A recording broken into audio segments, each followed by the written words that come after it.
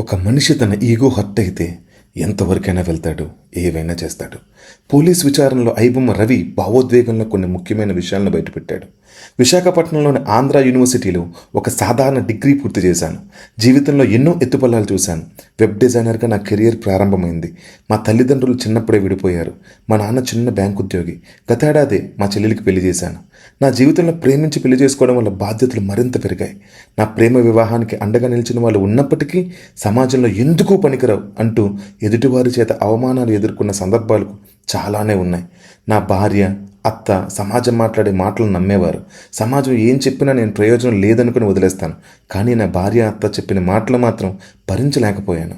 Web డిజైనర్గా మొదట్లో నా జీతం చాలా తక్కువ. అది నాకు, నా కుటుంబానికి మాత్రం సరిపోయేది. కానీ నా భార్య, అత్తగారికి అవసరమైనప్పుడు డబ్బులు ఇవ్వలేకపోయాను. వాళ్ళ బాధ, ఒత్తిడి చూసి ఉండలేక నా వెబ్ డిజైన్ అనుభవంతో నేను ఐబొమ్మ వెబ్సైట్ని ప్రారంభించాను. ఆ ప్లాట్ఫామ్ ద్వారా సినిమాల ప్రింట్లను అక్కడ పోస్ట్ చేసేవాడిని.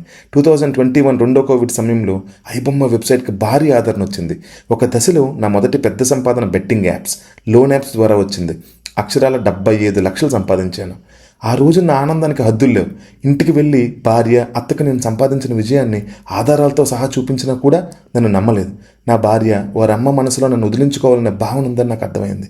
ఈ దారిని ఎంచుకోవడానికి ప్రధాన కారణం కూడా నా భార్య, అత్తే. ఎన్నోసార్లు నన్ను ఏడిపించారు.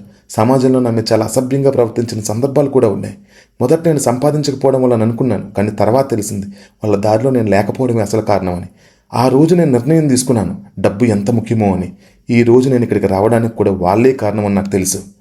ఆయన చెప్పిన ఈ స్టేట్మెంట్ నుంచి మనం తెలుసుకోవాల్సింది, ఒక మనిషి ఈగో హర్ట్ అయితే ఎంతవరకైనా వెళ్తాడు, ఏమైనా చేస్తాడని.